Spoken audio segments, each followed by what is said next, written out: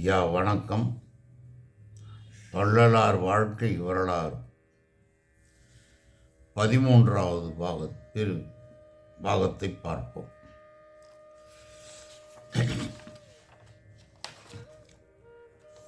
அவர் கருங்குழியில் நீண்ட நாள் தங்கியிருந்தார். ஒரு நாள் பாலு ரெட்டியார் என்பவருக்கு குஷ்டரோகம். அங்கே நிறைய இவர் இந்த மாதிரியான இதெல்லாம் நிறைய செய்திருக்கார். எல்லாமே மாயம் மந்திரம்ன்றதெல்லாம் கிடையாது. அவருடைய அருள், இறைவனுடைய இது, அவர் எது தொட்டாலும் பொண்ணாயிடும். அந்த மாதிரியான ஒரு அருளை பெற்ற ஞானி. ஸோ அவர் தன் குஷ்டம் ரோகம் அதிகமாக தன் உடலில் பாதிப்பு வர்றதுனால சுவாமிகளிடம் ஐயா, எனக்கு இப்படி இருக்கு, என்னால் தாங்க முடியல, நீங்கள் ஏதாவது ஒரு எனக்கு நல்ல ஆசை வரல வேண்டும் என்று கேட்குறார். அப்போ இவர் விபூதியை கொடுத்து அந்த தீராத நோயை தீர்த்தருளினார். அதே போல இன்னொரு நபர் முத்து நாராயண ரெட்டியார் என்பவர், அந்த ஊரில் இருக்கிறவங்க எல்லாருமே, அவருடைய கருங்குழியெல்லாம் அவருடைய பழைய காலத்து இடம். அவங்க அப்பா ஆனால் அந்த ஏரியா, அதனால் அந்த பழக்க வழக்கங்களில் அந்த ரெட்டியார் இவர். ரெண்டாவது, இவருடைய நிலைகளை தெரிந்து எல்லோரும் இவரிடம் நாட ஆரம்பிச்சிட்டாங்க. அப்போது அந்த ரெட்டியார், நாராயண ரெட்டியாருக்கு கண் மாலை, கண் தெரியாது, மஞ்சள் பூத்திருக்கோ அது. அப்படி அவர் ரொம்ப அவதிப்பட்டார். அவர் நிறைய சொத்து, நிறைய ரெட்டியார் ஏகப்பட்ட சொத்து அவர்கிட்ட. அதை ஐயா கிட்ட சொல்லி, இந்த மாதிரி இருக்குது, நீங்கள் ஏதோ பண்ணுறீங்க, எனக்கு ஏதாவது பண்ணுங்க கேட்க, அந்த ரெட்டியாருக்கும் அந்த கண் மாலையை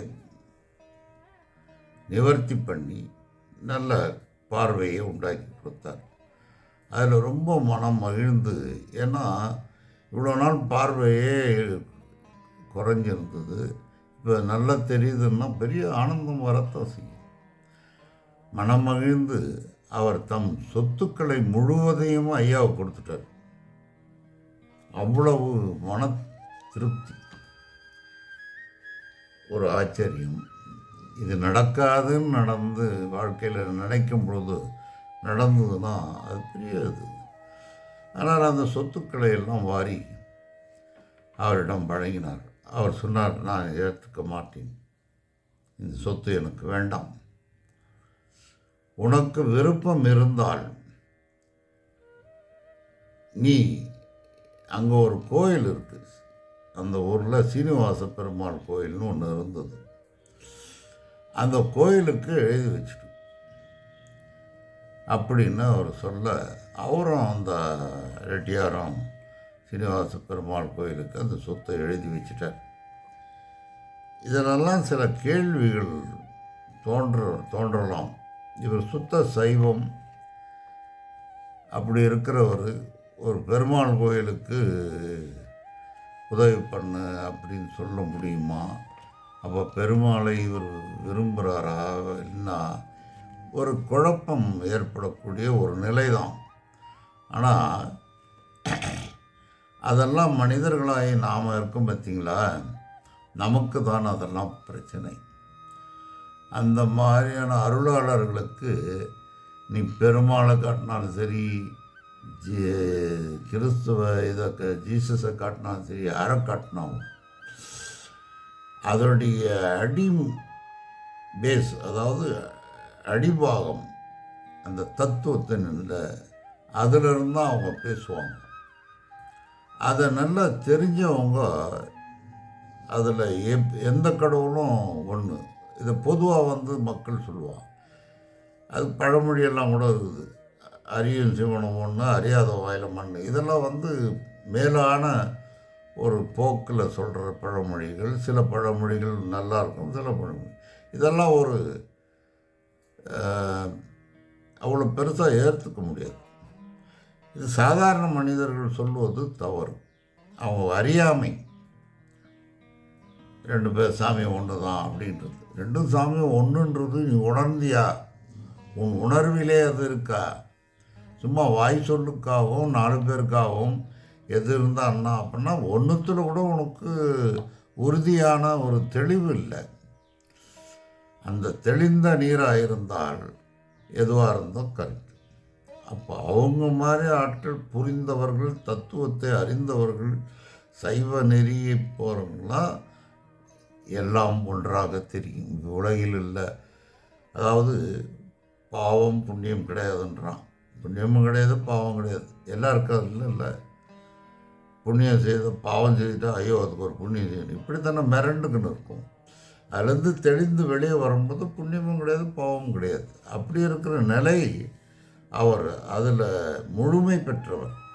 அதனால் அவருக்கு கோயில் அது ஒரு இடம். அந்த இடத்துல 10 பேர் வரான். அவனுடைய மன சாந்தி அடையுது, தெளிவு பெறுகிறான். அதுக்காக ஒரு இடம். பேர் வேறு. இப்போ ஒவ்வொருத்தருக்கும் ஒரு பேர். உங்களுக்கு ஒரு பேர், எனக்கு ஒரு பேர், ஐயாவுக்கு ஒரு பேர், அப்படி அந்த மாதிரியான இதெல்லாம் அந்த பரந்த இதில் பார்த்தோம்னா தான் தெரியும். அந்த நோக்கில் இருக்கிறவங்க இப்படி சொல்லுவாங்க.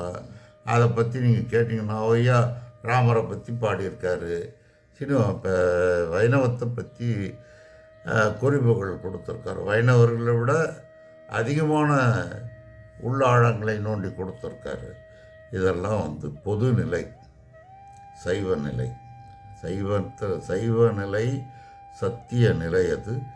அதில் நிற்கும் ஒவ்வொரு யார் நின்னாலும் சரி, அவன் எல்லாத்தையும் ஒரே நிலையில் தான் பார்ப்பான்.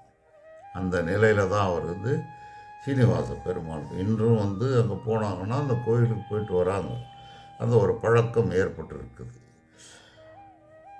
அப்படி கொடுக்க சொல்லி அவரும் அதே மாதிரி செய்துட்டார்.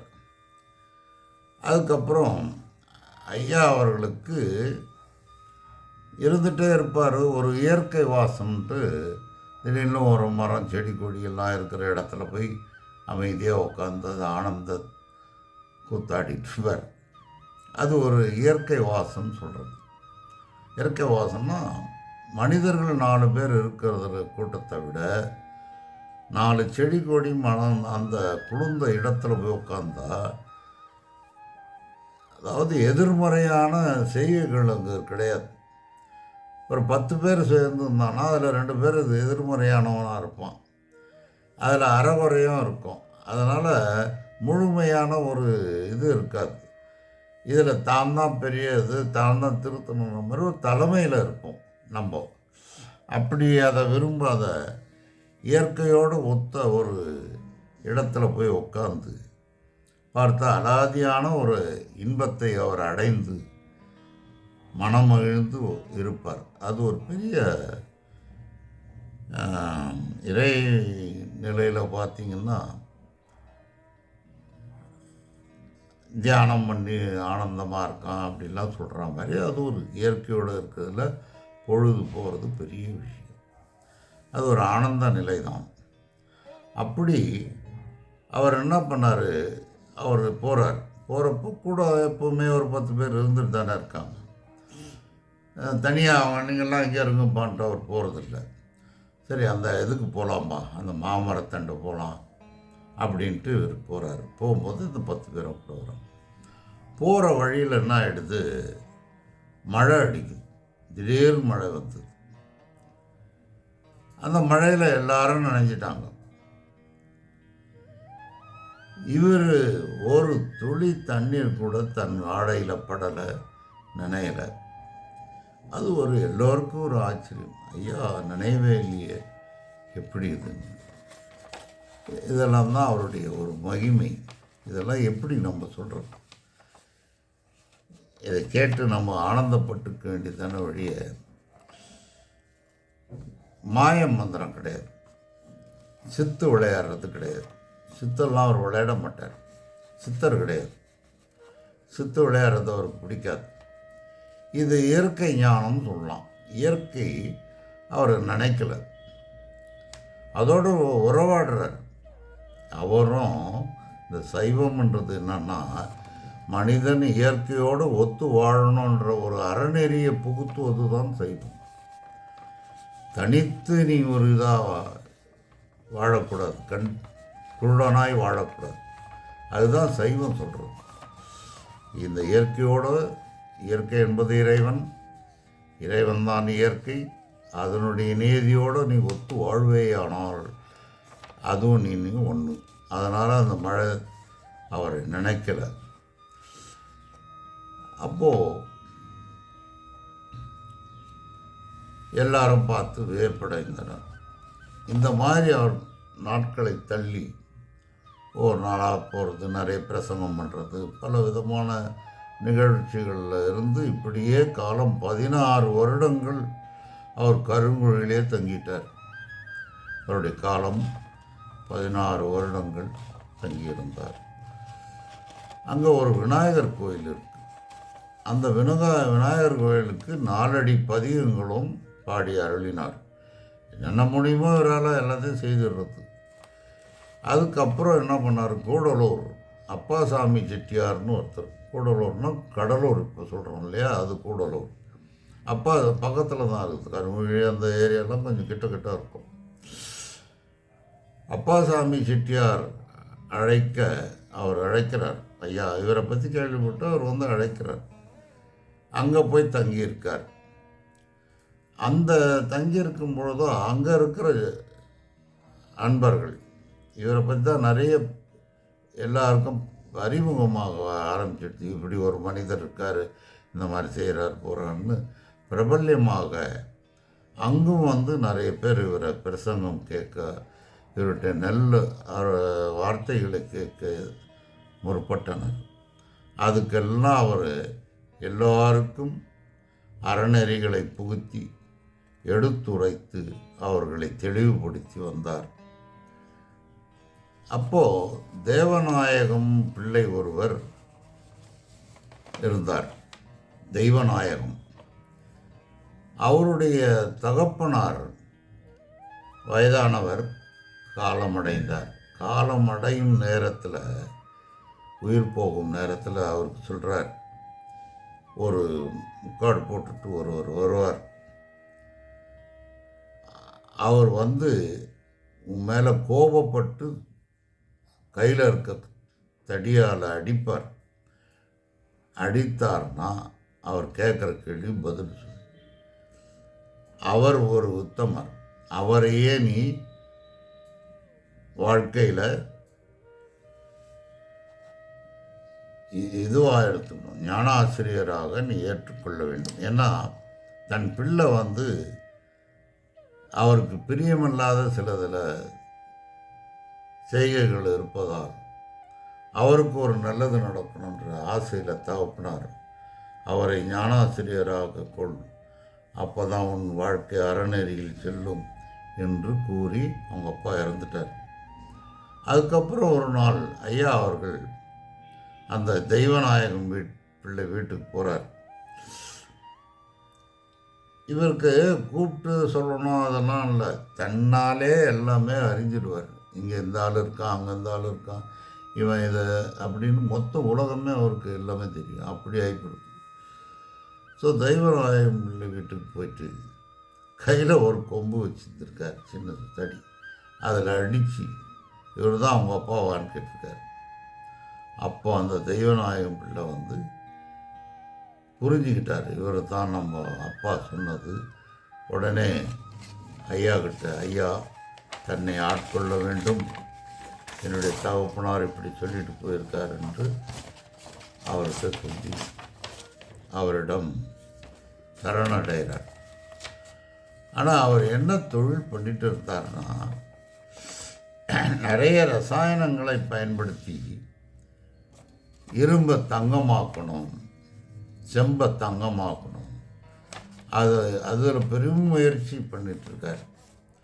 பண்ணி அது ஒரு பிழப்பு, அது ஒரு பொருளாகுன்றதுக்கு அது எப்படியோ அவர் மனசில் பட்டுது. அது செய்துட்டு வாழ்நாள் பூரா இருந்தார். அது அவங்க அப்பாவுக்கு பிடிக்காதனால தான் அவர் இந்த மாதிரி சொல்லிட்டு போயிருக்கார். அதை பார்த்தார் இவர், இவருடைய எண்ணங்கள் இப்படி யாரு. உடனே அதை வாங்கி இவர் அதுக்கு அந்த இரும்பை வாங்கி ஏதோ பண்ணுறார். பண்ணால் 16 மாற்று பொண்ணுலே 16 விதமான மாற்று பொண்ணாக மாறிச்சு அந்த பொருள்.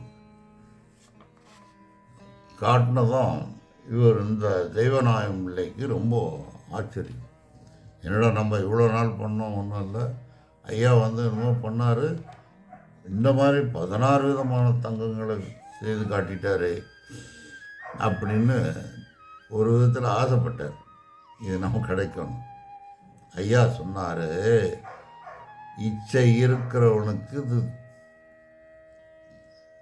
வராது, சக்ஸஸ் ஆகாது. இச்சை இல்லாதவனுக்கு தான் இது வெற்றி பெறும், அவங்களால தான் செய்ய முடியும். இது மேலே இச்சை இருந்ததுன்னா உனக்கு வராது, இதை மறந்துடு அப்படின்னு சொல்லி அவருக்கு வேண்டிய உபதேசங்களை எல்லாம் சொல்லி அந்த இரும்பு 16 மாற்று பொண்ணாக ஆனதையும் மறைச்சிட்டார். அதை கொடுக்கல, அதை மறைச்சிட்டார், ஒன்றுமே இல்லாமல் பண்ணிட்டார், இரும்பும் இல்லை எதுவும் இல்லை. அதனால் சொல்லி நீ நல்ல நிலையில் இருக்கணுன்ட்டு அவருக்கு வேண்டிய உபதேசங்களை சொல்லி அதுக்கப்புறம் அவர் போயிட்டார். அதுக்கப்புறம் அவரை தொடர்பு கொள்ளலாம் போயிட்டார். அதுக்கப்புறம் செஞ்சி மலையில் போய் சில அன்பர்கள் அழைப்பது உண்டு, நீங்கள் இங்கே வாங்க, அப்படி செஞ்சிக்கு போனார் அவர். அந்த செஞ்சியில் போய் இருக்கும்போது இந்த தெய்வநாயகம் பிள்ளை வந்து அவரை தொடர்ந்தார். அப்போது அங்கே அப்போல்லாம் நடந்து போகிறாங்க வராங்க இல்லையா, அவ்வளோ தூரம். அதுக்கு அவர் போன பிறகு இவர் பின்னாடி போயிருக்கார் அவரை தேடிட்டு. ரொம்ப கடும் பசியில் வந்து அவர்கிட்ட வந்திருக்கார். அவர் முகத்தை பார்த்ததுமே தெரிஞ்சிடுது. உடனே ஒரு லட்டு கையில் கொடுக்குறாரு. அப்படி லட்டு செய்தில்லை, நினச்சா லட்டு வந்துடுச்சு. ஒரு லட்டு, ஒரு சொம்பு தண்ணி கொடுக்குறாரு. அந்த லட்டை சாப்பிட்டுட்டு சொம்பு தண்ணியை குடிச்சிட்டார். குடித்த பிறகு சொம்பை வாங்கி மறைச்சிட்டார். அப்படி அவருக்கு அந்த மித்து, அந்த இதை காட்டுறார். தெய்வநாயகம் பிள்ளைக்கு இன்னும் வந்து மனசு தெளிவடையலை. இவர் பின்னாடியே வந்து வராருன்னா அது காரணத்தை அவர் கண்டுபிடிக்கிறார். இவனுக்கு இன்னும் அந்த ஆசை இருக்குது, நம்மக்கிட்ட வந்து அந்த வித்தையை தெரிஞ்சுக்கணும் பார்க்குறான். அதுக்காக இதை செய்து காட்டுறார். அவனுடைய பசியும் தீருது, நான் நினைத்தால் எது ஒன்றும் செய்ய முடியுன்றதையும் வெளிப்படுத்துகிறார். காரணம், எனக்கு அதில் இச்சை இல்லை, இன்னும் தெளிவாக நீ புரிந்து கொள்ள வேண்டும் என்பதை நிரூபிக்கிறார். அதுக்கப்புறம் தெய்வநாயகம் இல்லை ஒன்றுமே பேசலை, இவ்வளோதான். அவருக்கு அவ்வளோ திருப்தி இல்லை. அவருக்கு அந்த பொருள் ஆசை இருந்ததுனால, இருந்தாலும் அவர் திருப்தி இல்லை, இது வழியும் இல்லை, நம்ம மேற்கொண்டு செய்யவும் முடியாதுன்னு அவர் போயிடுறார். அதுக்கப்புறம் திரும்பியும் செஞ்சியிலேருந்து கூடலூருக்கு வரார். கூடலூர்னா கடலூர், திரும்பி வரார். அப்போது அப்பாசாமி ரெட்டியாருடைய வாழைத்தோட்டம், அந்த வாழைத்தோட்டத்துக்குள்ளே போகிறார். போகும்போது பேவாழை மரம், பேவாழையெல்லாம் தொங்குது. அதில் ஒரு பாம்பு என்ன பண்ணுது, அந்த வாழை தண்டில் தொங்கிட்டு இவர் தலையில் பின்னாடி அடிச்சிடுச்சு. போகிறாங்க, பின்னாடி போட்டுன்னு அடிச்சு ஐயாவை. உடனே எல்லாரும் கூட இருந்த 4 பேரும் என்ன பண்ணுறாங்க, ஐயாவை பாம்பு சீண்டிடுச்சு, அவருக்கு எதனா மருந்து கொடுக்கணும், பாம்பு அடிக்கணும், அப்படியெல்லாம் ஒரு முயற்சி நடக்கும். அப்போ ஐயா சொல்கிறார், எனக்கு ஒன்றும் ஆகாது, பாம்பையும் அடிக்காதீங்க, அது இறந்து போக நேரம் வந்துடுச்சு, அதனால தான் என்ன அடிச்சுது, என்னை தீண்டியதால் அது இறந்து போகும், அவருடைய காலம் முடியுதுன்னாரு. கொஞ்ச நாளைக்கெல்லாம் அந்த பாம்பு இறந்துடுச்சு. அது இதெல்லாம் எப்படி நாம் சொல்கிறது, எப்படி எடுத்துக்கிறது, இதெல்லாம் எவ்வளோ பெரிய விஷயம், சாதாரண விஷயம் இல்லை. அவருடைய இதெல்லாம் ஏன் இறைவன் இப்படியெல்லாம் காட்டுறாருன்னா, அவருடைய 4 சொல்லு இருக்கு பாருங்கள், அவர் சொல்கிற உபதேசங்கள் மனிதனுக்கு ஏற்ற அதை நீ ஏற்றுக்கணும். அதுக்கு தான் இது ஒரு கவர்ச்சி. அவர் பொருள் பண்ணுறார், இது பண்ணுறார், அது பண்ணுறாருன்னு நினச்சிட்டு நீ பிரமித்து போய் வெகுளியாக இருக்கக்கூடாது. அவரிடம் ஒரு நல்ல இது இருக்குது. அவர் உத்தமர், அவர் நான் அனுப்பிய ஆள். இறைவன் உங்களுக்காக புத்தி சொல்வதற்கு நானே வர முடியல, என்னுடைய அன்பனை அனுப்பியிருக்கின்றது. அப்படி ஒரு காட்சிகள். இந்த நிலையை வச்சு மனிதனுக்கு ஒரு திருப்தி ஏற்படும், அவர் மேலே ஒரு நம்பிக்கை ஏற்படும். அந்த நம்பிக்கை ஏற்படும் பொழுது அவர் சொல் நல்ல தெளிவை உண்டாக்கும் என்பதற்காக இதெல்லாம் இந்த நாடகங்கள். அப்படி கூடலூரில் இருக்கும் பொழுது தினம் நைட்டில் இரவில் பிரசங்கங்கள் நடைபெற்று வந்தது. பிரசங்கம் கேட்டு வரத்துக்கு மஞ்சக்குப்பம் பக்கத்தில் ஒரு குப்பம் இருக்குது. கடலூர் சமுத்திரத்துக்கிட்ட தான் இருக்குது அந்த ஊர், தெரியும், கூடலூர். அங்கே மஞ்சக்குப்பம்ன்ற ஒரு ஊர். அந்த ஊர்லேருந்து ஒரு ராமகிருஷ்ண பிள்ளைன்றவர் பிரசங்கத்தை கேட்குறதுக்கு தினம் போவார். அது கொஞ்சம் தூரம் வருவார், நைட்டு போவார். பிரசங்கம் முடியும் 9-10 மணி ஆகும், சில நேரத்தில் லேட்டு கூட ஆகும். போகும்பொழுது அவருக்கு அந்த இருளில் சில இடங்களில் ஒரு பயம் வரும் அவருக்கு. சில இடங்களில் தாராளமாக போயிட்டே இருப்பார். சில இடம் ஒரு மாதிரி, எல்லாம் தெரியும், அந்த மரங்க ஒரு மாதிரிலாம் இருந்தால் ஒவ்வொருத்தர் திகில் அடைவாங்க. அப்படி ஒரு நிலை ஏற்படும் பொழுது ஒரு ஆள் விளக்கு வச்சுக்கின்னு ஒரு ஆள் வரான் இவருக்கு முன்னாடி. அந்த விளக்கு வெளிச்சத்திலேயே கொஞ்சம் தூரம் வரான். இவர் எவ்வளோ தூரம் அந்த பயம் இருக்கோ அந்த அளவுக்கு வரைக்கும் இருந்துட்டு அப்புறம் கொஞ்சம் கிளியரான பிறகு அந்த ஆள் காணாம போயிடுறான். இது 1 நாள் 2 நாள் நடக்கலை, நிறைய நாட்கள் நடக்குது. இவர் போகும்பொழுதெல்லாம் ஒவ்வொரு தினம் பிரசங்கங்க. அவர் பிரசங்கம் நிறைய பேர் வராங்க, அது ரெகுலராக பிரசங்கம் பண்ண வேண்டிய நிலையில் ஆகிட்டதுனால இது இவருக்கு அடிக்கடிக்கு ஆகுது. இவருக்கு என்னடா நமக்கு இப்படி வருது, அந்த ஆளை பார்க்கணுன்னு பார்க்குறாரு, பேசணும், அவன் யார் திடீர்னு வரான்னு பார்க்க முடியல. திடீர்னு மறைஞ்சிடுறாரு, திடீர்னு வர்றார். இது மனசுக்குள்ளே அப்படியே இருந்து ஒரு நாள் ஐயா கிட்ட, ஐயா, நீண்ட நாளாக எனக்கு ஒரு சந்தேகம். நான் இப்படி நைட்டில் இரவு நேரத்தில் போகும்பொழுது எனக்கு சில இடங்களில் திகில் ஏற்படும் போது இந்த மாதிரி ஒரு மனிதர் விளக்கு எடுத்துகிட்டு வர்றார், திடீர்னு மறைஞ்சிடுறார். அவரை எப்படியாவது பார்க்கணுன்னு பார்க்குற முடியலை. என் மனசில் அச்சம் தோன்றுகிறது. இது என்னன்றது எனக்கு தெரியல. இது எப்படி ஐயா, என்ன ஏதுன்னு விளக்குங்க, எனக்கு புரியலையே அப்படி. இவர் தான் அந்த வேலையெல்லாம் செய்கிறார். அவர் சிரத்தையாக கேட்டுட்டு நல்லா போகிறாரே, போகிற வழியில் அவருக்கு இப்படியெல்லாம் பயம் ஏற்படும் பொழுது இந்த மாதிரி 2-3 பேருக்கு அவர் பண்ணியிருக்கார் விளக்கு போகிறாங்களேன்றது இவருடைய சித்து தான்.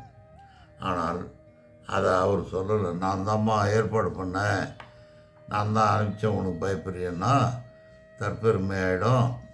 அவன் என்ன பண்ணுவான், அடுத்து இவரை பெருசாக வேறு எதுனா கேட்பான். அதுக்காக இருந்தாலும் இவருடைய செயல் திருவருள் செயல் தானே, தன்னுடைய செயல் இல்லைல்ல. அதனால் அவர்னா ஒன்றுமே தெரியாத ஒரு மாதிரி எல்லாம் திருவருள் செயலே, யாமறியும் ஒன்றுமே அப்படின்னு சொல்லிட்டார். அப்படி சொல்லி அவரை திருப்தி பண்ணி அனுப்பிச்சிட்டார். இப்படி காலங்கள் செல்றது. அதுக்கப்புறம் அடுத்த நிகழ்ச்சியை அடுத்த பதிவில் பார்ப்போம். வணக்கம்.